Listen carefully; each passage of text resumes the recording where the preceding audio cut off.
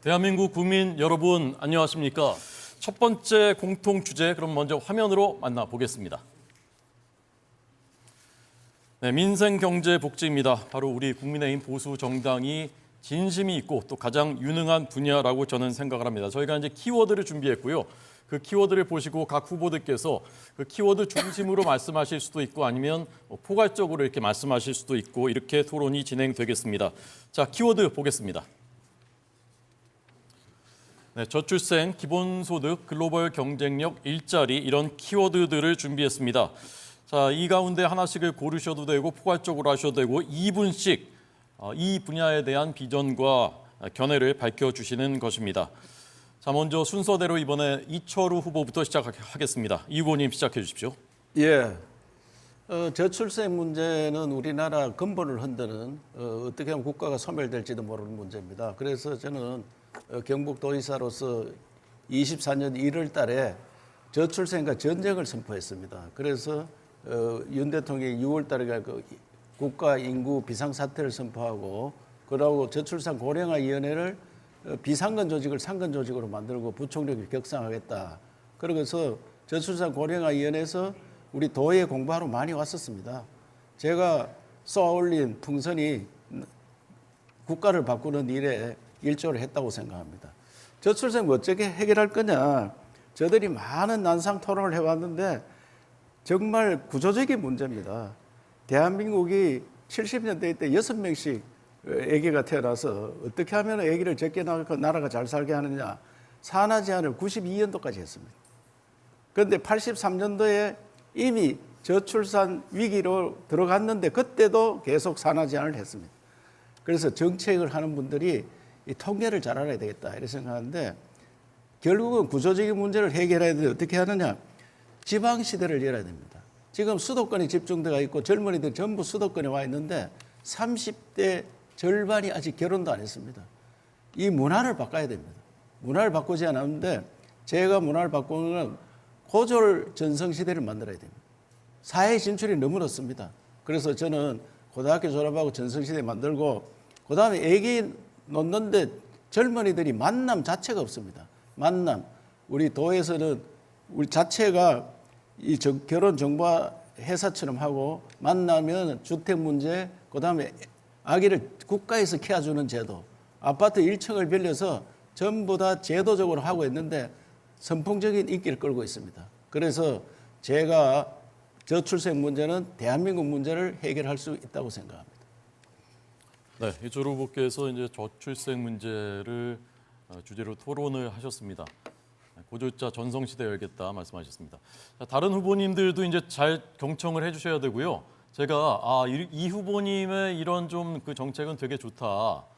내가 좀 빌려 쓰고 싶다. 이런 게 혹시 있는지 이따 여쭤볼 수도 있습니다.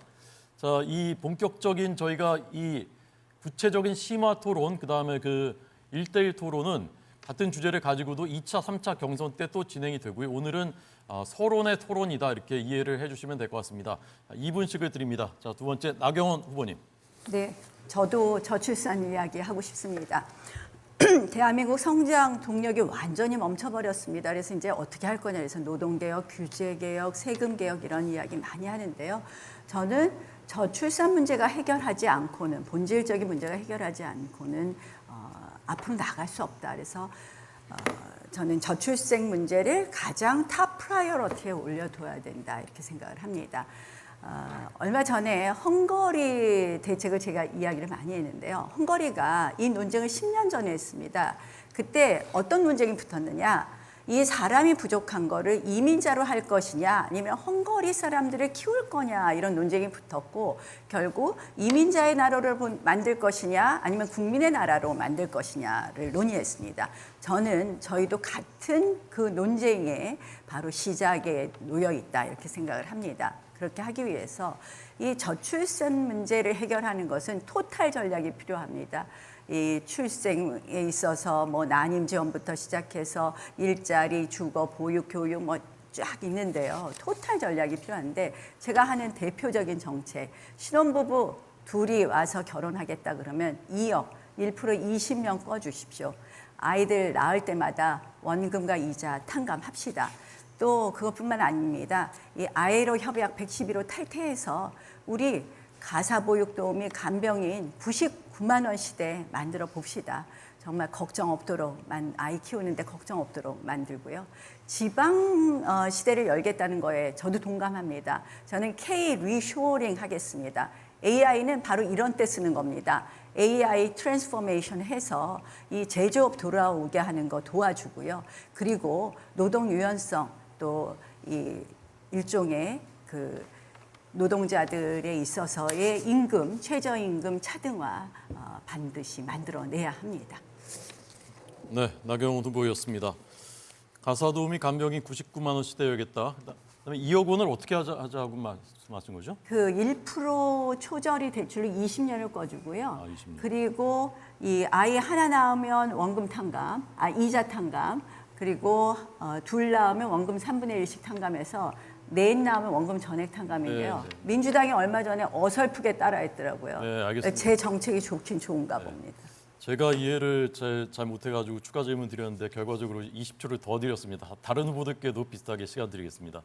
자, 세 번째 홍준표 후보님. 네, 저는 글로벌 경쟁력으로 하겠습니다. 우리나라 헌법의 기본 원칙이 자유주의적 경제 질서가 기본 원칙인데 여태 한 7, 8년 동안 경제 민주화가 기본 원칙이 되고 그게 부수적인 원칙처럼 운용이 되어 왔습니다. 그래서 홍준표가 대통령이 되면 자유와 창의 헌법 119조 1항의 원칙을 철저히 지키도록 하겠습니다. 두 번째, 기업에 대한 네거티브 규제 방식으로 규제를 전부 바꾸겠습니다. 절대적으로 할 수 없는 것만 규제하고 나머지는 전부 기업의 자율로 맡기겠습니다. 그렇게 해야지 신산업에 들어가는 규제가 없어집니다. 세 번째, 부총리급으로 미래전략원을 만들도록 하겠습니다. 정권이 5년마다 바뀌고 나라 경제가 장기적인 비전보다는 중장기적인 비전보다는 단기적인 정책에만 치중을 해서 부침이 심하기 때문에 나라가 계속성을 갖게 하기 위해서 부총리법 미래전략원을 만들도록 하겠습니다. 네 번째, 우리나라가 세계 1위의 그런 기술이 많습니다. 그래서 이걸 더욱 확대시키기 위해서 초격차 기술 주도형 산업을 집중 육성하도록 하겠습니다. 다섯 번째, 노동개혁을 철저히 하도록 하겠습니다. 강성노조가 지배하는 나라가 되면 다른 나라에서 우리나라에 투자를 하지 않습니다. 지난번에 테슬라가 우리나라에 온다고 했을 때 나는 절대 오지 않는다고 했습니다. 결국 인도네시아로 갔습니다. 해고의 유연성도 확보를 해야지 비정규직이 없어집니다. 네, 홍준표 후보였습니다. 글로벌 경쟁력을 주제로 토론하셨습니다. 미래 전략 부총리를 신설하겠다 말씀하셨는데 홍 후보님 혹시 이 가운데 이 사람은 미래 전략 부총리로 괜찮을 것 같다 혹시 생각되는 사람 없습니까? 나경원. 네. 제 대통령 하려고 그러는데 총리하라 그러시는데 조금 생각 좀 해보겠습니다. 네, 생각해 보신다고 합니다. 자, 이번에 네 번째 한동훈 후보님 이분 시작하겠습니다. 저도 글로벌 경쟁력을 택했습니다. 세계가 거꾸로 가는 것 같아요. 과거에는 자유방임처럼 신자유주의 그러면서 모든 게 기업들끼리 알아서 하고 그리고 그 나라의 국적이라든가 자본의 국적이 별로 중요하지 않은 시대가 오래 갈 것 같이 보였죠. 그런데 최근을 보면 최근 상황은 나라가 직접 예전에 우리 개도국 올라갈 때 아니면 중상주의 시대처럼 국가가 직접 나서서 경제를 관장하고 있습니다. 트럼프 대통령이 그러고 있고 관세 전쟁까지 일으키고 있고 중국은 말할 것도 없죠. 최근 그런데 이런 상황에서 우리는 자유방임이 낫다 아니면 그립을 잡는 게 낫다 이런 선택의 여지가 있는 것이 아닙니다. 우리도 이 상황에서는 나라가 기업을 대신해서 해야 할 일들을 반드시 해야 하는 시대입니다. 과거 박정희 대통령께서 중화공업을 일으켰을 당시에 그 시대상처럼요. 그 시기에 박 대통령의 님의 나이가 저처럼 50대였던 것 같습니다. 지금 젊은 리더십이 필요합니다. 얼마 전에 트럼프 대통령과 정의선 현대차 회장이 같이 서서 일종의 서로 주고받는 딜을 한 게 있었습니다. 저는 그걸 국가가 대신 했었어야 한다고 생각합니다. 그런 일을 기업에 맡길 게 아니라 국가가 직접 나서서 해야 합니다. 그러기 위해서 저는 대통령이 돼서 경제 워룸을 만들고 거기 살면서 미래성장 2개년 계획을 반드시 실천하겠습니다. 이렇게 숫자 3, 4, 7 이렇게 정하는 거 좀 옛날 방식 같긴 한데요. 그런데 지금 그거 필요합니다. 2년 내에 얼마를 하겠다는 목표를 정할 필요가 있습니다. AI G3 달성하겠습니다.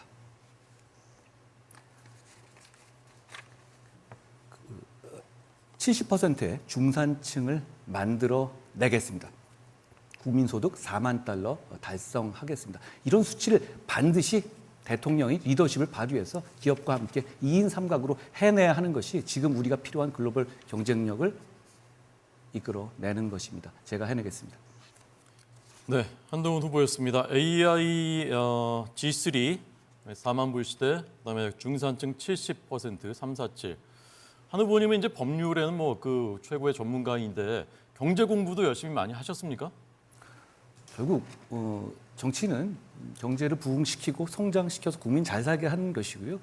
그동안에 제가 해왔던 정치의 대부분은 그런 일들이었던 것 같아요. 더 공부하고 더 채워놓고 더 좋은 사람들과 같이 잘 해보겠습니다. 알겠습니다.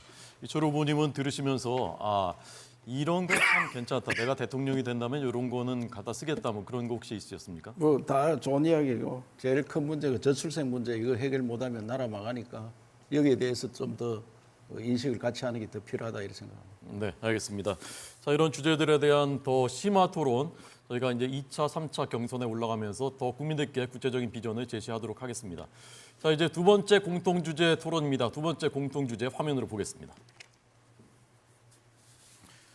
네, 두 번째 공통 주제는 외교 안보입니다. 이제 우리나라 대한민국이 정말 초선진국으로 가느냐 아니면 북중러에 경도된 변방으로 가느냐 중요한 저는 기점에 와 있다고 생각합니다. 여기에 대한 4명의 후보들의 생각이 정말 궁금합니다. 자, 이번엔 순서대로 나경원 후보부터. 가만히 있어. 네네. 내가 이거 하나 물어봅시다. 네. 이 원래 사회 통합이 주제가 아니었습니까?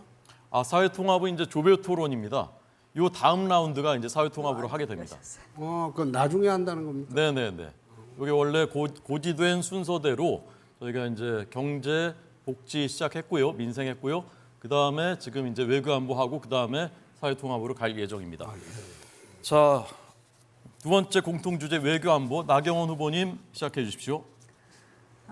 외교 안보, 뭐 경제 안보 이제 정말 뗄래야 뗄 수 없고 안보나 경제나 외교로 풀어야 됩니다. 지금 저는 대통령 당선되면 제일 먼저 미국 날아가겠습니다. 그래서 트럼프 대통령하고 단판 짓겠습니다. 많은 분들이 관세 문제 따로 또 안보 문제 따로 풀어야 되는 것 아니냐 하지만 얼마 전에 일본 협상단 갔을 때 트럼프 대통령 툭 끼어들어서 또 방위비 이야기했습니다. 결국은 방위비 문제하고 그리고 우리 관세 문제 원샷 딜 필요합니다. 패키지 딜 필요합니다. 자, 여기 후보 중에서 누구 백악관 가서 단판 해보신 분 계신가요?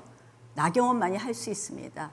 제가 문재인 정부 때 그 엉터리 종전선언, 주한미군 철수 결국 추진하려고 할 때 제가 2번이나 막았습니다. 백악관에 들어가서 존 볼튼 국가안보보좌관하고 단판 지어서 우리 종전선언 막아냈습니다.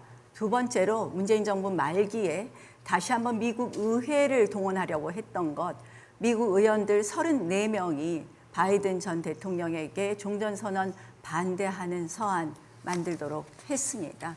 저는 이 외교력은 결국은 경험과 네트워크로 시작한다고 생각을 합니다.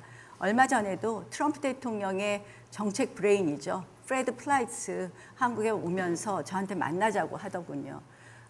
그분은 뭐 자기 트위터에도 본인 저 만난 거 썼는데요. 역시 이거 하루아침에 되지 않습니다.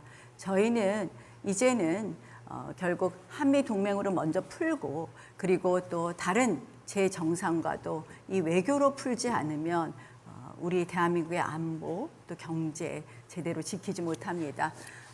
앞으로 제가 그동안의 네트워크 또 그동안의 경력으로 대한민국의 외교 안보 확실하게 지키겠습니다.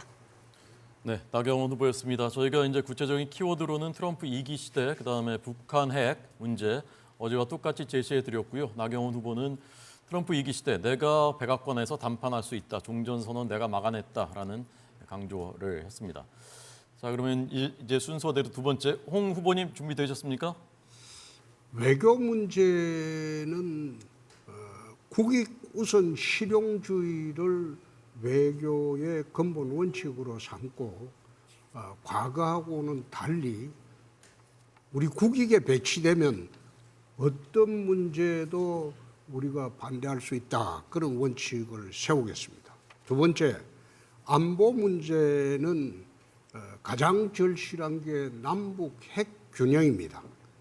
2017년도 전술핵 재배치로 그 당시에 당대표를 할 때 워싱턴 방문했을 때는 이 문제가 워싱턴에서 조소와 조롱으로 답변을 할 정도로 남북 핵균형 문제를 미국 조야에서 우습게 이야기를 했습니다. 그러나 지금은 중국이 세계로 다시 뻗어나오면서 미국의 세계 질서를 바라보는 데가 상당히 시각이 바뀌었습니다. 그래서 트럼프 정부를 설득을 해서 남북 핵 균형을 이루도록 그렇게 하지 않으면 우리는 북한 김정은의 핵 노예가 됩니다.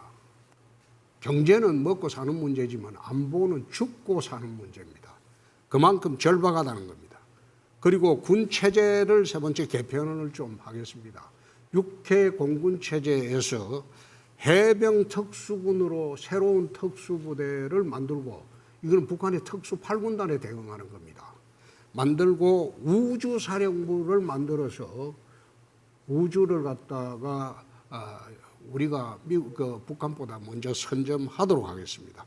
방어적 군 체제에서 공세적 군 체제로 전환을 한다는 겁니다. 그렇게 해서 강한 군대로 만들고자 합니다. 네, 홍준표 후보의 2분 토론이었습니다. 핵균형 필요하다는 말씀은 홍 후보님 그 자체 핵무장을 말씀하시는 겁니까?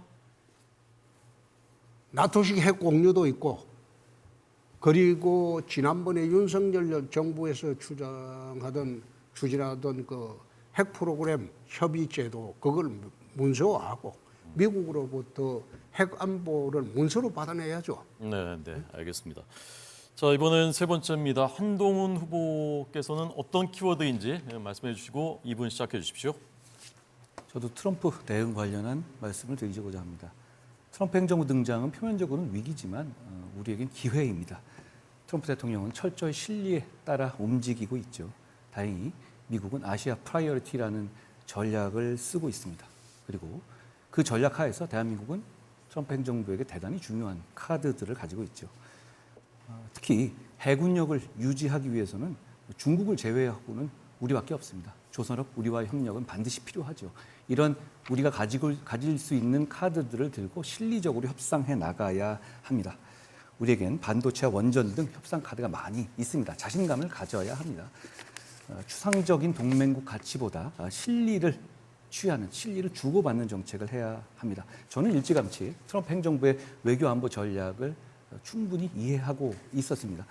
지난 7월 우리 전당대회 당시에 이를 비중 있게 얘기했었죠. 당시에 지금 현재 미국의 외교안보 브레인이 된 에브리지 콜비 국방차관이 제 발언을 보고 브라보, 미국의 외교 정책을 정확하게 이해하고 있다라는 말을 X에 올리기도 했었던 것을 기억하고 계실 겁니다.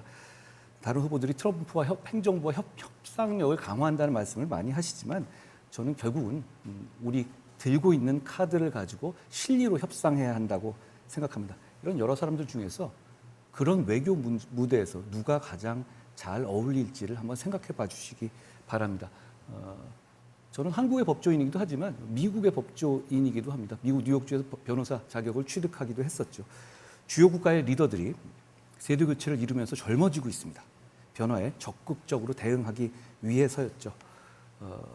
제가 그 일을 하겠습니다. 그리고 단지 미국에 기대는 것이 아니라 제가 얼마 전에 말했듯이 호주, 대만, 일본 등 우방국들과 경제 나토를 구성해서 중국의 한한령 등에 대응할 수 있는 체제도 갖추겠다는 말씀을 드립니다. 네, 한동훈 후보였습니다. 트럼프 대통령을 만나게 된다면 만약에 대통령이 돼서 뭐 캐릭터가 좀 잘 케미가 맞을 것 같은가요? 어떻습니까? 굉장히 재미있는 캐릭터시잖아요. 저는 그런 부분을 아주 좋아하고요. 즐거운 대화를 할 수 있을 거라고 생각합니다. 네, 알겠습니다. 자, 네 번째 이철 후보님 준비. 네. 국방 외교 분야가 이제 대통령이 해야 될 가장 큰 업무 중에 하나고 가장 중요한 업무입니다. 그런데 상대를 잘 알아야 됩니다. 트럼프를 잘 알아야 트럼프하고 외교를 할 수 있는데 트럼프의 관세를 매기는데 우리나라가 대미 흑자가 갈수록 많이 생기는데 그 이유가 뭐냐. 트럼프 일기 때 우리나라 기업들이 투자를 하락해서 투자를 많이 했기 때문에 거기에 원자재, 중간재가 들어가서 수출이 늘어난 겁니다. 그러면 그 기업들이 철수를 하면은 수출이 늘어나질 않습니다.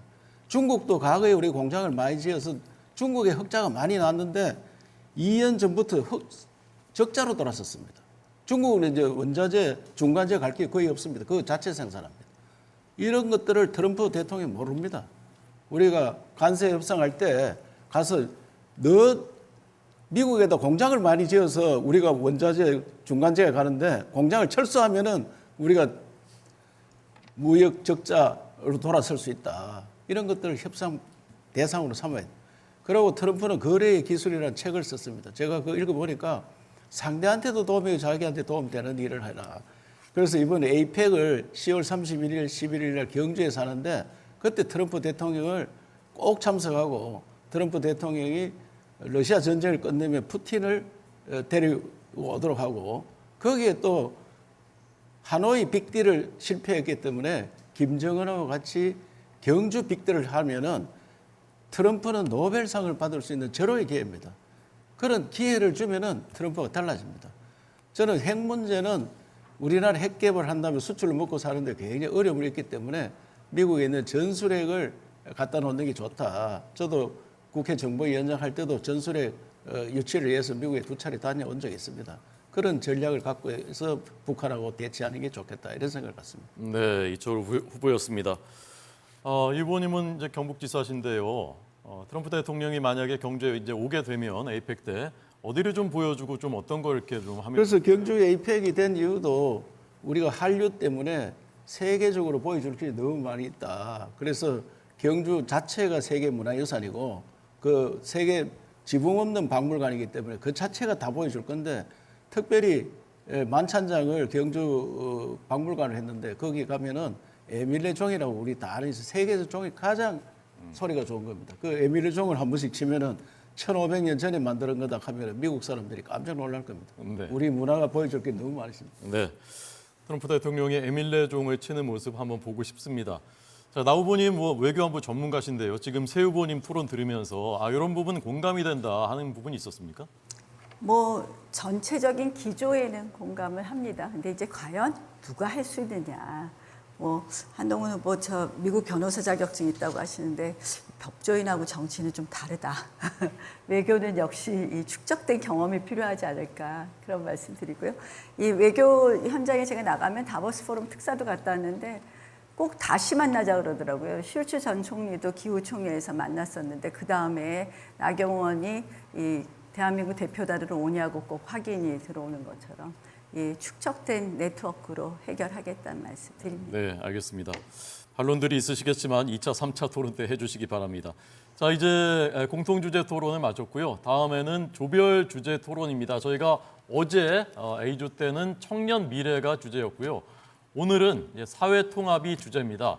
어제와 같은 방식으로 4분씩 시간을 드릴 텐데 4분 동안 자신의 그 발언을 혼자 하셔도 좋고요. 아니면 다른 후보를 지목해서 질문을 하셔도 됩니다. 그리고 듣다가 그만하십시오. 그리고 다른 분한테 또 질문하셔도 되고 자유롭게 이 4분씩을 해서 이렇게 두 라운드로 돌아서 토론을 하는 방식입니다.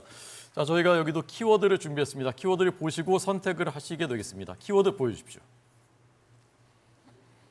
네, 사회통합과 관련된 주제 지역균형, 가짜뉴스, 온라인 폭력, 세대 갈등, 또 이념, 다문화, 젠더, 원전, 기초과학, 순수예술 이런 키워드들입니다. 여기서 선택하셔도 되고요. 아니면 다른 키워드를 또 본인이 준비를 하셔서 하셔도 괜찮겠습니다. 자, 이번엔 순서대로 먼저 홍준표 후보님부터 시작하겠습니다. 후보님 예. 시작하십시오. 키워드 어떤 거 선택하시겠습니까? 저는 좌우 갈등을 하겠습니다. 좌우 이념 갈등. 네, 4분 시작하겠습니다. 우리 한국 사회의 보수 진보 갈등, 좌우 갈등이 시작이 된 것은 2002년도에 노무현 대통령 시대부터 본격화가 됐습니다. 한 20년 동안 보수 진보 좌파 우파 갈등이 극에 달해 가지고 지난번에 비상계엄과 그리고 탄핵 소추가 그게 가장 극적으로 충돌한 사태라고 봅니다. 그래서 우리 한국 사회는 지금 좌우 갈등, 보수 진보 갈등으로 물론 뭐 영원한 갈등도 있고 세대 간의 갈등도 있고 젠더 갈등도 있고 다 있지만은 가장 지금 심각하게 보는 게 보수와 진보의 갈등입니다. 좌파의 우파의 갈등이고. 그래서 국회 가서도 이 사람들은 지금 서로 말을 하지 않아요. 상대방 국회의원하고. 그러니까 나라가 안정될 리가 없죠. 그래서 가장 시급한 문제가 이러한 보수 진보 갈등, 한 20년간 지속된 이런 갈등을 어떤 식으로 우리가 치유를 하고 새로운 대한민국을 만들 것인가, 그게 저는 가장 시급한 문제로 봅니다. 그래서 통합의 가장 우리가 수행 수단으로 사용해야 될 게 첫째가 국익입니다. 지금은 서로의 진영 논리에 얽매여서 우리 진영의 사람이라면 도둑놈이라도 오케이고 강도라도 오케이고 어떤 범죄를 저질러도 오케이가 돼버린 그런 기형적인 사회가 돼버렸습니다. 그렇게 하다 보니까 온갖 범죄를 다 저지르고 나쁜 짓 다 한 사람이 지금 사실상 민주당 후보가 돼가지고 세상을 흔들고 있습니다. 이게 아주 비정상적인 사회가 되어가고 있습니다. 그래서 이런 것을 우리가 타파하기 위해서 좌우 갈등을 해소하는 첫째 논리로 첫째 모든 것을 국익으로 두자는 겁니다. 나라의 이익, 국민의 이익이 되어야지 이게 진영 논리가 깨어집니다. 그래서 첫째, 모든 정치나 나라 통치를 국익을 중심으로 해결을 하고, 두 번째,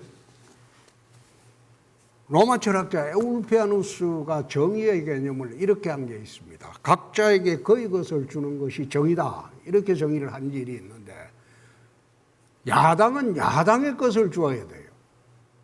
또 여당은 여당의 것을 줘야 되고, 자본가는 자본가의 것을 줘야 되고, 노동자는 노동자 것을 줘야 됩니다.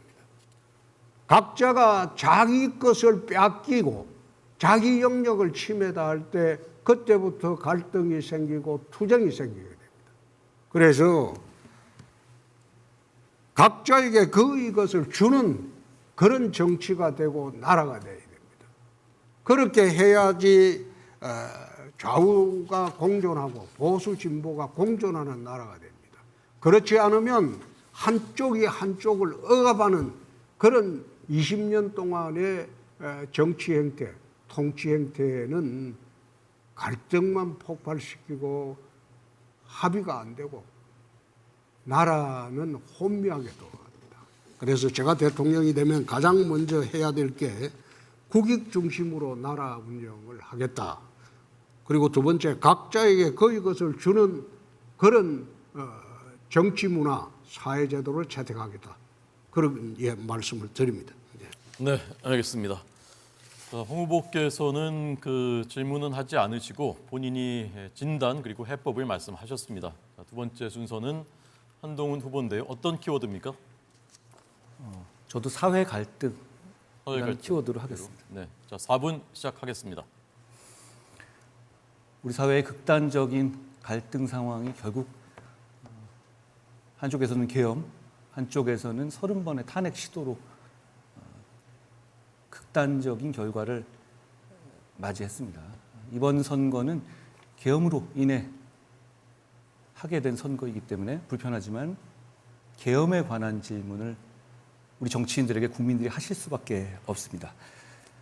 저는 우리 당이 배출한 대통령이 한 것이라 하더라도 비상계엄은 불법이라고 봤고 그래서 앞장서서 막았습니다.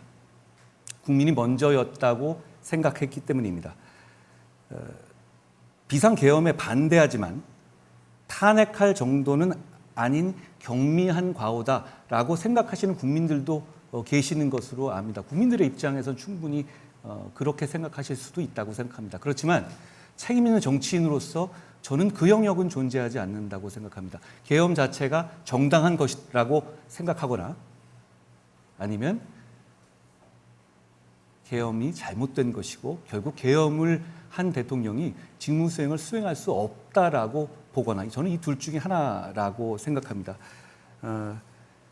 계엄은 반대하지만 경미한 과오일 뿐이라고 생각하는 것은 넓은 의미에서는 계엄 옹호라고 볼 수 있기 때문이죠. 제가 공격하려고 드는 것은 아닌데요. 후보님들께 제가 간단하게만 질문 드리겠습니다. 홍 후보님께서 12월 4일 날 경솔한 한밤중의 해프닝이다 이렇게 말씀을 하신 적이 있습니다. 그리고 3월 20일 날은 홧김에 서방질한 거다 이런 표현을 쓰신 적이 있습니다. 그렇죠. 저는 이 말씀을 드리고 싶습니다. 그러니까 저는 홍 후보님도 계엄을 반대하시는 취지로 이해했습니다. 계엄 반대. 예. 그런데 탄핵에 대해서는 또 반대 취지를 가지셨단 말이죠. 탄핵을 반대하면서 실질적으로 피해가 없었다. 2시간간의 해프닝이었다. 2시간 정도 됐죠. 국회에서 계엄해서 요구권을 행사하고 그게 2시간도 안 됐을 거예요. 그러면 대통령한테 자진하야할 기회를 주자. 예. 그 이야기를 한 겁니다. 제가 주도권 토론이니까 말씀드리면 다만 대통령께서는 그 이후에 자진하야 논란이 있을 때마다 자진하야의 생각이 없다는 면을 분명히 밝히신 상태였거든요. 그렇다면 홍 후보님 말씀도 대통령이 직을 그대로 유지할 수 없다는 점에는 동의하셨던 것 아닌가요? 정치적 책임을 져야죠. 그것이 대통령직을 유지하지 못한다는 말씀이신 것이죠? 아니 정치적 책임을 지고 자진하야라는 말씀, 그 말씀 드리는 거는 예. 이제는 더 이상 통치하기 어렵지 않겠느냐. 예. 그 말씀을 드린 겁니다. 알겠습니다. 그리고 그 우리 당 의원들 상당수도 그런 생각을 가지고 있었고 국민의힘 그 당의 그 광역단체장 12명 중에서 10명이 똑같은 생각이었습니다. 제가 나중에 예. 이철우 지사님께 예. 여쭤보겠습니다. 페이스북에 3월 13일 날 윤 대통령의 비상계엄 선포가 정당한 권리를 행사한 것이다라는 말씀을 하셨어요. 예, 예. 헌법재판소에서 결론이 난 지금도 그렇게 생각하시는 것인가요? 그런데 탄핵 소추를 안 했으면 헌법 재판을 받을 필요가 없잖아요. 108명 국회의원을 준 거는 탄핵을 하지 마라. 대통령 다시 한번 지켜라. 제가 이런 이야기인데 제가 주도니까요. 왜 경솔하게 탄핵에 들어갔나 이 말이에요. 자, 정당한 할 말이 권리를 있다 하는 행사한 게- 것이라고 아니, 생각하십니까? 한동훈 후보가 지금 그런 말을 할 자격이 있나? 지금 우리 당 후보로 나왔다는 자체가 잘못된 거 아니야, 지금. 예. 정당한 권리를 행사한 것이다라고 생각하시는 것이죠? 그렇지요. 그것도 내란이라 하는 말이 대통령이 무슨 내란이 있나 이게. 예. 권력을 나경원 잡으려고 의원님, 내란을 나경원 하는 의원님, 거지. 저는 딴 말씀은 아니고 최근에 들어서 윤석열 대통령 쪽에서의 신당 논의가 보도된 것이 있습니다. 여기 대해서 어떻게 생각하시는지 한번 듣고 싶습니다. 왜 대통령 경선하는데 윤석열 대통령을 자꾸 끌어들입니까? 저는 한동훈 후보가 내란몰이 탄핵을 선동한 것 때문에 정말 결국 이 지경을 만들었다고 생각을 합니다. 그 당시 대통령이 내란을 자백했다 하면서 사실 내란몰이 탄핵을 선동하는 데 가장 앞장섰다. 굉장히 안타깝게 생각합니다. 네, 시간이 경과됐습니다. 자, 그 다른 후보들 토론하실 때 또 아마 또 다시 다뤄질 수 있을 것 같아서 시간은 준수해서 진행하겠습니다. 자, 그러면 이번엔 이철우 후보님 준비되셨습니까? 키워드는 어떤 거죠? 저는 뭐 사회 통합 관련해서 이야기를 좀 하겠습니다. 네, 4분 시작하겠습니다. 방금 그 우리나라는 너무 갈등이 심합니다. 갈등 공화국입니다. 갈등이 여러 가지 원인이 있는데 홍 후보 말씀대로 여러 가지 원인이 있지만 그 중에 심각한 문제는 남북 대치에서 왔는 게 가장 심각합니다. 제가 1월 19일 국회에서 연성사상전에서 말씀드렸는데 지금 우리가 알고 있는 미선이 효선이 사건, 강우병 사건, 사드 사건 이런 것들이 다 반미 때문에 일어난 겁니다. 나라를 뒤질 정도로 떠들었는데 그 뒤에 강우병 걸린 사람 봤습니까? 사드 제가 직접 했는데 직접 많이 당했습니다. 제가 멀쩡한 사람이 저한테 그냥 쌍욕을 합니다. 사람이 그래 바뀝니다. 사상적으로 굉장히 무섭습니다. 이렇게 되는데 우리 당에서 탄핵에 들어간 것도 사상전이 말려들었다고 생각합니다. 왜? 이 사람들이 내란이라 하니까 겁이 나가지고 내란 속에 막 이러니까 겁이 나가서 탄핵에 들어갔는데 국민들은 탄핵 그다음에 거부권 행사 이때 그래도 국민의힘이 최대한 그거는 지켜라. 그래서 108명이나 줬는데 그것도 모르고 그 들렁 들어가가지고 오늘날 조기 대선을 오게 만들었습니다. 그래서 박근혜 탄핵 때도 그런 일이 있어서 적폐청산을 해가지고 보수가 거의 괴멸되다시피 했습니다. 자유우파가 괴멸됐습니다. 그게 장관을 여기 앉은 한 후보 아닙니까? 이재용 같은 사람이 말 빌려줬다고 해가지고 지적사니까 지금 삼성이 어떻게 됐습니까? 삼성이 투자 기회를 놓쳐가지고 지금 점점 떨어져 있고 나라가 이렇게 어려운 정도로 갑니다. 이게 사상전에 밀리는 겁니다. 저는 갈등을 해소하기 위해서 영원한 화합에서 동서화합 포럼도 하고 김대중 대통령이 생가도 가고 박정희 대통령 생가고 국회의원한테 많은 노력을 했습니다. 그런데 선거 한번 거치면은 아무런 효과가 없습니다. 그래서 사상전에 대치도 해야 되고 이 선거의 제도를 바꿔야 된다. 갈등을 없애기 위해서는 어떻게 해야 되느냐. 선거를 소선거, 중선거, 대선거로 바꿔야 됩니다. 5명 뽑을 때는 5명을 한꺼번에 뽑으면은 여러 당이 들어갈 수 있습니다. 이와 같이 일당 독점이 안 됩니다.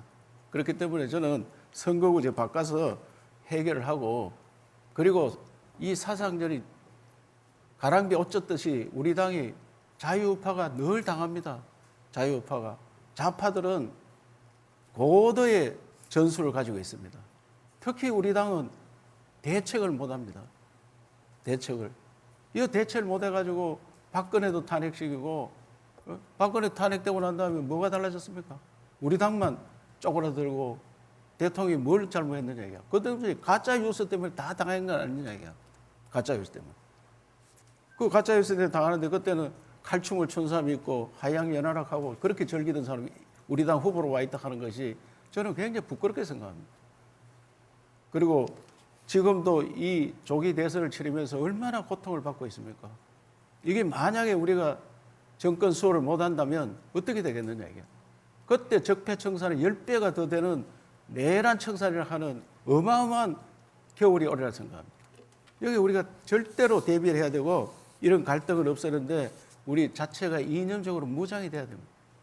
우리 당이 전혀 무장이 안 되고 있습니다.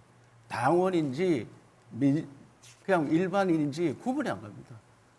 그래서 이번에도 그런 경우를 당하고도 우리가 정신 못 차리면 안 되니까 저는 내란몰이 이런 그 사상전에 말리 안 들도록 방첩청을 만들어야 됩니다. 공수처 그런 거 없애고 중앙방수청을 만들어서 사상전에 대비하는 고도의 수사기관이 있어야 된다고 생각합니다. 이런 일들은 제가 잘 할 수가 있습니다. 예. 네, 이철 후보였습니다.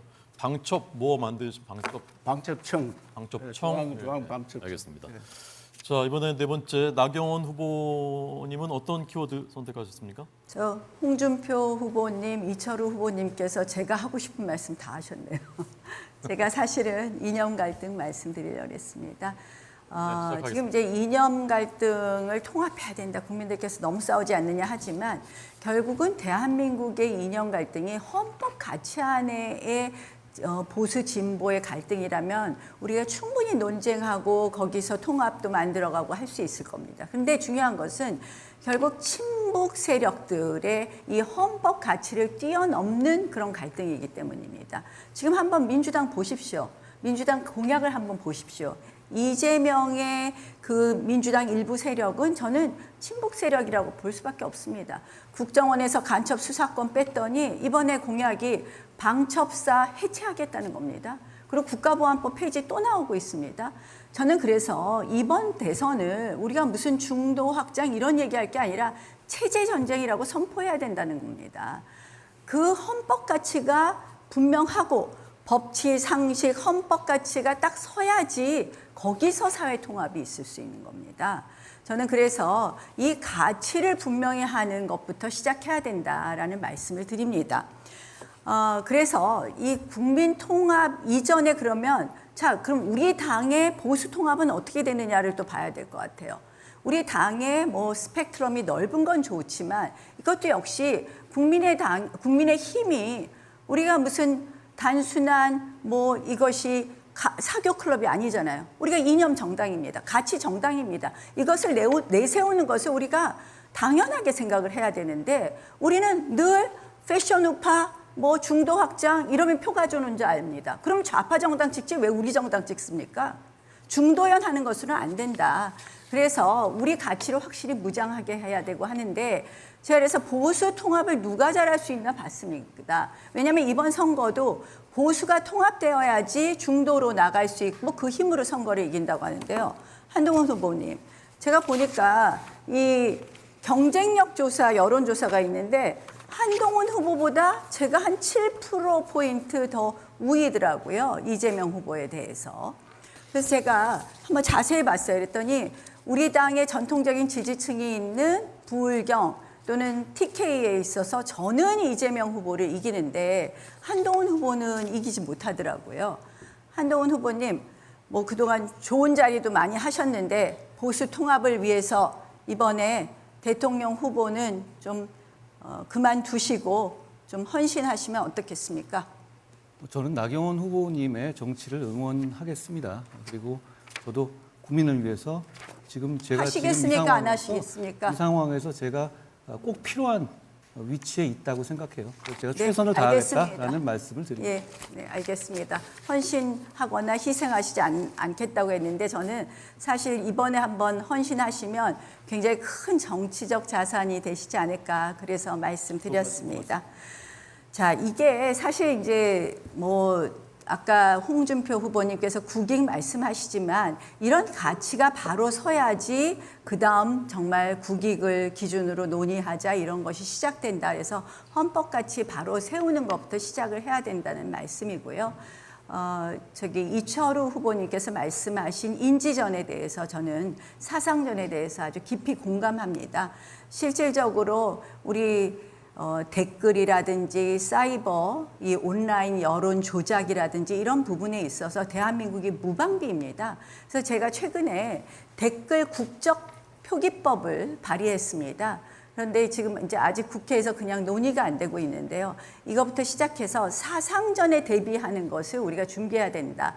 저는 사이버 사령부 격상하겠다. 그리고 대통령이 직접 챙기겠다라는 말씀 드리겠습니다. 네, 고맙습니다. 나경원 후보였습니다.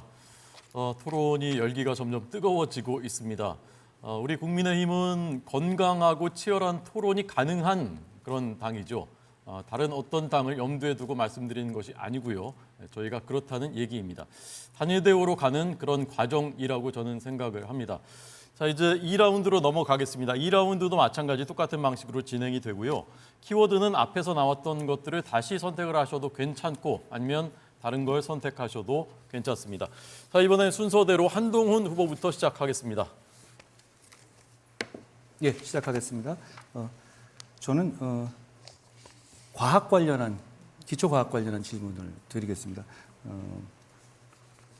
결국 지금은 대단히 그게 중요하죠. 제가 홍준표 선배님께 선배님께서 쓰신 그 제7공화국 선진대국 시대를 열다를 제가 자세히 봤습니다. 거기서 저랑 굉장히 같은 방향이 많아서 좀 들어왔는데요. 특히 그럼 나한테 질문할 거 없겠네. 아니요, 저희가 그래서 굉장히 정책 토론이 가능할 것 같아서요. 예, 뭐, 예. 뭐 제가 어제도 말씀하시고 저 괜찮게 보셨던데요. 저도 선배님 좋아합니다. 옛날에는 그랬지만 지금은 좋아해요. 저도 그렇습니다. 예, 그런데 이 주로 이제 ABB라고 대구에서 굉장히 많은 성과를 내셨어요. 그때 얘기하신 것 중에서 CBDC 도입을 강하게 말씀하셨습니다. 이 디지털 커런시 관련해서요. 그런데 지금 이 잘 아시다시피 이 CBDC라는 것이 중앙은행에서 디지털 화폐를 발행하는 것이잖아요. 우리 한국은행도 지금 프로젝트 한강이라고 지금 시범 사업을 하고 있죠. 그런데 미국은 정작 CBDC를 안 합니다. 대신 CBDC를 가장 강하게 하는 나라는 중국이죠. 그런데 지금 이 상황에서 저희가 CBDC를 특히 게다가 원화 베이스의 CBDC를 강하게 할 경우에 그랬을 경우에 그게 과연 실효적인 이 실효를 거둘 수 있는지 거기에 대해서 한번 어떻게 생각하시는지 말씀해 주시면 좋겠습니다. 그 문제는 어전에 발표하면서 솔직하게 이야기했는데 나는 잘 모른다. 나는 잘 모르는데 이병태 교수님이 아주 그걸 적극적으로 추진하시는 분입니다. 이병태 교수님이 이거는 꼭 추진을 해야 된다고 해서 발표를 했어요. 네. 그러나 그게 젊은 층으로부터 좀 반감이 있어요. 내가 들어보니까 젊은 층으로부터 반감이 있고 중국에서 가장 지금 선도 사업을 하고 있다고. 그렇죠. 합니다. 미국이 이제 중국이 CBDC 위안화를 하는 것을 좀 견제를 하면서 스테이블 코인 달러화로 이제 견제를 하고 있는 상황이죠. 그러니까요. 그래서 그거는 나중에 대통령 되면 다시 검토해봐도 될 문제다. 알겠습니다. 저는 이제 제 의견을 말씀드리면 미국은 중국을 견제하기 위해서 위안화 스테이블 이 CBDC를 견제하기 위해서 스테이블 코인을 발행하고 그리고 결국은 이게 이 블록체인 기술과 디지털 화폐의 특성상 그냥 한국으로도 그냥 스테이블 코인 달러 코인을 쓸 수 있어요. 그러니까 이걸 과연 원화 베이스 CBDC를 우리가 하는 것이 큰 의미가 있을지 그건 잘 모르겠지만 저는 제가 동의한다는 말씀을 드린 취지였습니다. 왜냐하면 달러 스테이블 코인에 대한 문제 그리고 원화 CBDC의 문제는 달러에만 우리 달러 스테이블 코인에만 의존하지 않는 그런 하나의 플랜 B를 가질 수 있는 거기 때문에 추진하는 것이 저는 의미 있다라는 생각을 말씀드리고 싶었던 겁니다. 홍 선배님께 한 가지만 더 말씀드리겠습니다.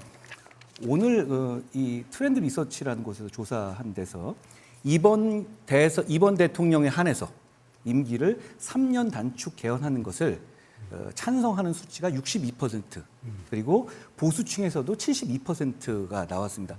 제가 강하게 주장했던 것이거든요. 그런데 홍 선배님께서는 이거는 적절하지 않고 2030년에 지선과 같이 대선을 하면 된다라고 말씀을 하셨습니다. 그렇습니다. 그런데 그렇게 할 경우에는 실제로 이 대통령 선거 우리가 그동안 계속 봐왔듯이 후반에 힘이 빠졌을 때 개헌 추진이 사실상 어려워지지 않겠습니까? 저는 3년을 내거는 이유가 이 3년 자체가 제가 대통령이 됐었을 때 민주당에 3년 만에 다시 대통령 선거를 할 수 있도록 하는 기회를 줌으로써 민주당과 서로 대화하면서 개헌을 이끌어낼 수 있는 도구로 본 것이거든요.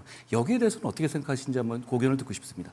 2017년도에 탄핵 대선 때 어느 후보가 나는 2년만 하겠다고 했어요. 그 이야기를 했어요. 그거는 대선 때마다 나오는 이야기입니다. 대통령 선거가 수천억이 들어가요. 그런데 3년짜리 하려고 꼭 대통령을 해야 되겠다. 그래 주장하는 것도 난 좀 난센스고 개헌은 미리 좀 하자는 겁니다. 내년 지방선거 때 국민투표로 개헌을 해놓고 예. 그리고 제가 주장하는 양원제입니다. 예, 저도 그 같은 상원, 하원, 양원제를 이제 그다음 2028년도에 제가 해놓고 주권이 만료됐습니다. 2030년도에 대선을 하는 게 옳지 않느냐 그 뜻이에요. 개헌 문제에 대해서는 이제 제가 5초만 더 네, 마무리만 5초만 말드리겠습니다. 저는 그렇게 안 하면 개헌이 성공할 수 없고 말씀하신 방향대로라면 민주당이 개헌 논의에 응하지 않을 것이라는 생각 때문에 그런 말씀을 드렸던 것이라는 말씀으로 마무리 짓겠습니다. 네, 알겠습니다. 자, 그 두 후보가 크게 오늘 싸울 줄 알고 기대하고 왔던 기자분들의 실망하는 눈빛이 강력한데요. 저희 당 지지하시는 국민들께서는 아마 좋아하고 계실 것 사이 같습니다. 좋아요. 네. 현재는 앞으로도 좋을 겁니다. 현재는 좋아하신다고 합니다. 예. 자, 다음에 순서대로 이철 후보님 어떤 키워드입니까? 국가 대개조에 대해서 말씀을 좀 드리겠습니다. 네, 국가 대개조 시작하겠습니다. 예. 5천 년 동안 밥을 못 먹고 사는 그런 민족이었습니다. 그래서 오죽하면 만날 때마다 식사했느냐, 아침 먹었냐, 점심 먹었냐, 저녁 먹었냐 이게 우리 인사입니다. 지금 20대 밑으로는 그런 인사 잘 안 합니다. 밥은 다 공짜입니다. 우리 어릴 때는 밥 먹는 게 가장 큰 일이었습니다. 이것을 해결한 사람이 박정희 대통령입니다. 나라를 완전히 바꿔왔습니다. 그래서 새로운 박정희 정신으로 일을 해야 된다. 제가 그걸 주장합니다. 박정희 대통령이 새마을운동을 해서 우리도 잘 살아보세요. 이제 잘 살게 되었습니다. 이 어떻게 운동을 바꿔야 되느냐? 저출산 문제 해결하는 운동으로 바꿔야 됩니다. 이 세계 문화유산이 등재됐습니다. 그다음에 산림녹화 너무 산이 우거졌습니다. 이것도 세계 문화유산에 등재됐습니다. 그런데 산이 돈이 안 됩니다, 지금. 우리나라 산이 전국토의 63%인데 소득은 1%밖에 안 됩니다. 그래서 저는 이번에 산불 났는 거 보고 지난번에 울진에 산불 났는 거 보고 이거 대전환해야 된다. 도지사는 도저히 못합니다. 대통령이 돼야 이걸 할 수 있습니다. 그래서 산림이 돈이 되도록 해야 됩니다. 낮은 산은 다 깎아서 청년들 일자리를 만들어줘야 됩니다. 스마트팜 만들고 그 리조트 관광 자원화하고 그래 하면은 청년들 일자리도 많이 생기고 한류에 따라서 그 가공식품을 만들어서 돈도 많이 벌 수가 있습니다. 그래서 산림 대전환 그리고 농사 짓는 방법도 완전히 바꿔야 됩니다. 제가 실제로 해보니까 주주가 돼서 하면 소득을 2배 올릴 수 있습니다. 지금 쌀 농사 위주로 많이 하고 있는 걸 다작물로 여러 가지를 바꿔서 할 수 있습니다. 성공 사례를 보여줬습니다. 이것도 바꿔야 됩니다. 그 다음에 과학기술을 만들었는데 이때까지 우리나라는 과학기술이 선진국을 따라가는 추격기술입니다. 이걸 창조기술로 바꿔야지 우리나라 먹고 살 수가 있습니다. 삼성과 애플을 비교하면은 2000년, 25년 전 2000년 삼성이 애플이 2배였습니다. 지금은 애플이 삼성이 10배도 늘었습니다. 과학기술의 차이입니다. 그래서 국가를 부강하게 만들 수 있는 거 이런 것들 만들고 그다음에 대통령께서 고속도로를 다 반대하는데 고속도로를 만들어서 이 나라의 물류를 쉽게 만들어서 이렇게 부자를 만들었어요. 그래서 지금 동서 10축, 남북 10축을 다 계획은 들어가 있는데 지방은 못 만들고 예타하다 보면 못 만들고 있습니다. 제가 대통령이 되면 예타 없이 바로 시행을 해야지 나라가 바뀌고 지방이 살 수 있습니다. 그리고 교육을 완전히 바꿔야 됩니다. 대한민국 교육은 현 상태로 가면은 창조적인 인간이 나오질 않습니다. 전부 다 입시 지옥에 들어가서 잘못하면 정신병자가 많이 생기는 그런 교육제도입니다. 새로운 교육제도로 바꿔야 합니다. 네덜란드 가보니까 유치원생들은 예절교육, 초등학교 저학년은 취미활동, 4학년, 고학년 돼서 고등학교까지 공부하는데 절대 교과서는 집에 못 가게 합니다. 우리나라 체제를 완전히 바꿔서 공교육에서 과외 없는 그런 나라로 바꿔야 됩니다. 그 다음에 한류에 따라서 세계가 한국을 엄청 오보고 싶고 관광을 오고 싶은데 이 문화가 관광 자원화, 그래 호텔이라든지 이런 시설이 부족해서 다 받지를 못합니다.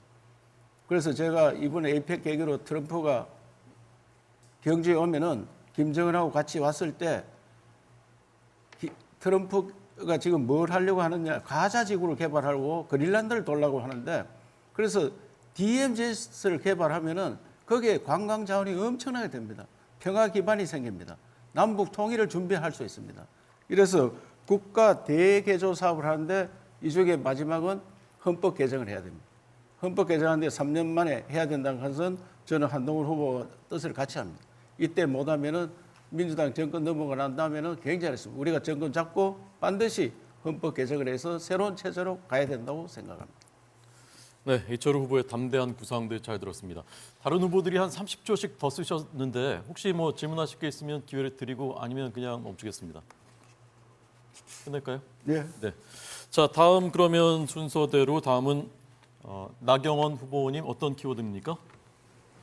전 아까 이 이념 댓글 온라인 조작 이거 좀 더 하겠습니다. 네, 자, 4분 시작하겠습니다. 예. 사실은 저는 지금 굉장히 이런 이 대한민국이 어려워지고 우리가 조기 대선까지 이르게 된 것은 이 정치가 망가졌기 때문이라고 생각을 합니다. 그래서 제가 이번에 출마한 이유도 됐는데요. 이 정치가 망가진 것, 국회가 이런 모습을 보인 것은 처음이었습니다. 그 이재명의 민주당이 22대 국회 들어와서 잘 아시다시피 의회를 완전히 망가뜨렸습니다. 우리가 의회 독재라고 말을 하죠. 그래서 의회 민주주의가 완전히 파탄이 되고 또 그 가운데서 여러분들 기억하시다시피 줄탄핵하고 맨날 위헌적 입법하고 하는데 그럼 우리 당은 좀 잘했나 하면 우리 당은 또 거기에 있어서 대통령의 일하게끔 이 지금 민주당이 이렇게 발목 잡는데 일하게끔 하는 것보다는 우리 당도 또 같이 대통령을 압박했어요. 그런 과정에 이제 제가 아까 인지전 말씀드렸지만 우리 당의 이 당 홈페이지 게시판도 이 댓글이 이상한 댓글이 많이 나왔습니다. 홍준표 후보님한테 말씀드립니다. 저는 어쨌든 정치 복원이 되고 그리고 이 국회랑도 잘 그러니까 대통령 되면 여의도를 무시해서는 안 된다고 생각을 합니다. 대통령은 여의도하고 같이 가야지 의회 권력이 워낙 세졌기 때문에 의회를 잘 다뤄야지 자기 하고 싶은 일을 할 수 있습니다. 야당도 잘 다뤄야 되고 또 우리 당을 하나로 가야 되는데요. 우리 당의 게시판도 이게 인지전 때문인지 뭔지 모르겠는데 이 댓글 게시판 논란 아실 겁니다. 이거 어떻게 해야 되겠습니까? 지금 조사하고 있잖아요. 근데 뭐 조사한 지가 몇 달이 됐는데도 결론이 안 나오는데요. 아마 경찰에서 그 결론 거의 낸 거로 알고 있는데요. 저는 사실은 이런 결론 낸 게 어떻게 나왔습니까? 그건 내가 지금 말 못하겠어요. 이 당사자가 있는 거 같으니까. 저는 참 이게 우리가 지난 이렇게 왜 조기 대선을 했느냐, 왜 이런 탄핵까지 이르게 되고 이렇게 했느냐를 보면 결국은 우리 의회 독재를 못 막아낸 것도 있지만 당을 하나로 만들어내지 못한 탓도 있다. 그래서 대통령도 대통령 노릇하기 어렵지 않았나 이런 생각을 하면서요.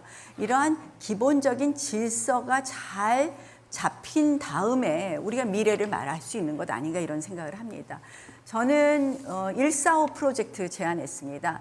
잠재 성장률 1% 높이고 그리고 소득 4만 불 시대 대통령 임기 안에 하겠습니다. 그리고 G5 국가로 만들겠습니다. 그런데 어떻게 할 것이냐. 여기서 핵심은 저는 사람이라고 말씀드립니다. 그래서 저출산 정책이 필요하고 그래서 인구 부총리 신설하고 저출산 정책은 토탈 전략으로 가겠다는 말씀을 드립니다.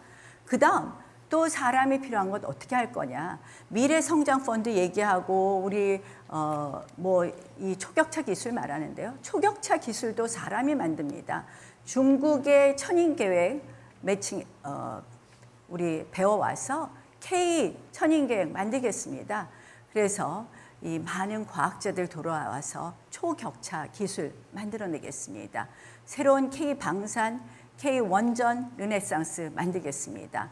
나경원이 이 145 프로젝트 제대로 해서 대한민국 정말 성장 잠재력 다시 뛰게 하겠다는 말씀 드리면서 또 하나 있습니다. 저는 이 청년 세대, 젊은 세대들 이 시드머니라도 만들게 하는 재테크에 우리가 좀 더 관심을 가져줘야 되지 않을까 이런 생각을 하면서 이 가상자산 시장 조금 더 제도화하겠다는 말씀 드리고요.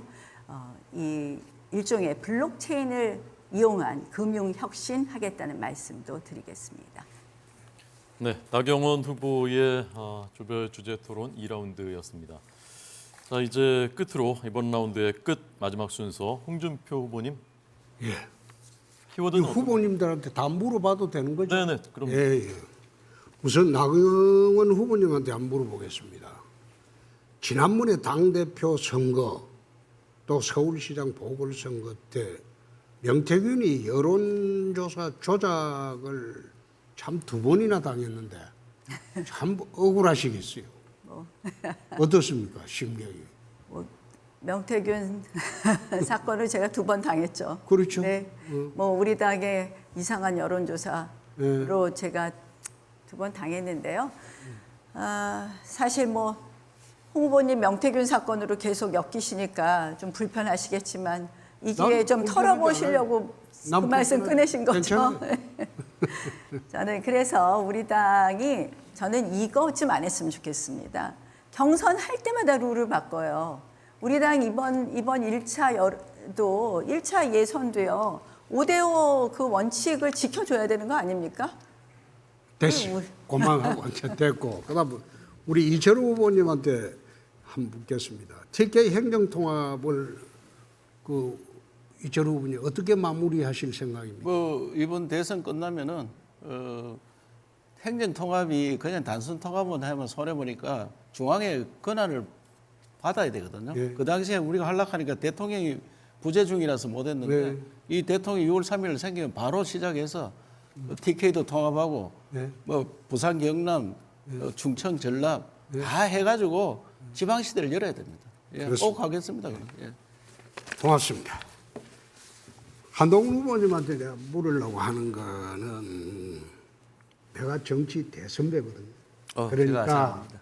어떤 말씀을 묻더라도 고깝게 듣지 마시고 앞으로도 한 후보님 정치를 계속 해야 되니까 좀 편하게 답변해 주시기. 제가 잘 듣습니다. 말씀해 주십시오. 오늘 오기 전에 우리 그 청년의 꿈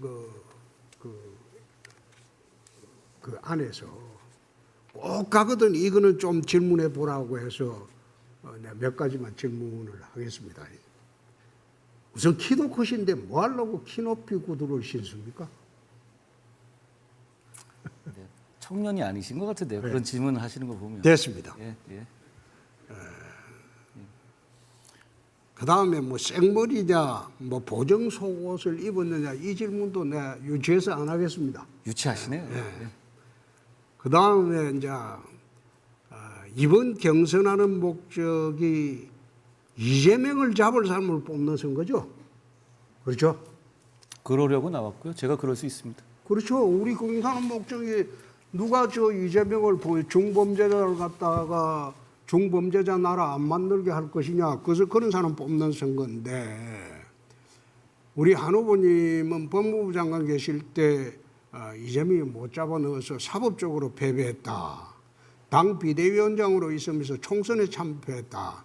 이번에는 어떻게 하실 생각입니까? 제가 체포 동의안을 통과시켰죠. 여소야대 상황에서도요. 네. 그렇죠. 그리고 제가 당대표에서 총선을 졌습니다만 그 이후에 당대표를 63%로 당선되면서 그 평가를 받았습니다. 네. 예. 그리고 이번에는 어떻게 하실 생각입니까? 이번에 어떤 말씀을 하시는 거죠? 이재명을 어떻게 잡을 생각이십니까?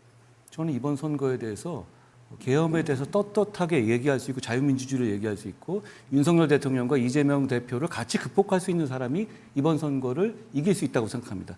그건 저라고 생각합니다. 네. 그 다음에 이게 배신자 프레임을 벗어나야 될 건데 어떻게 벗어나시겠습니까? 저는 국민을 배반하지 않기 위해서 계엄을 저지했습니다. 저는 역으로 물어보겠습니다. 홍 후보님께서 12월 3일 날 10시 반에 당대표로서 제 입장이셨으면 계엄을 막으셨겠습니까? 아니면 대통령 잘한다 하셨겠습니까? 나는 대구시장으로 있었는데 뭐 지금 제가 입장을 바꿔놓고 말씀드리는 거예요. 가정을 전제로 그래 물어볼 건 없죠. 아니, 지금은 내가 하는 시간이 끝나버렸네. 자, 두 분님 시간이 이제 만료됐습니다. 그러시죠? 자, 오늘 치열했던 공통 주제 토론 그리고 조별 주제 토론 1라운드, 2라운드까지 모두 마쳤습니다. 다 못한 얘기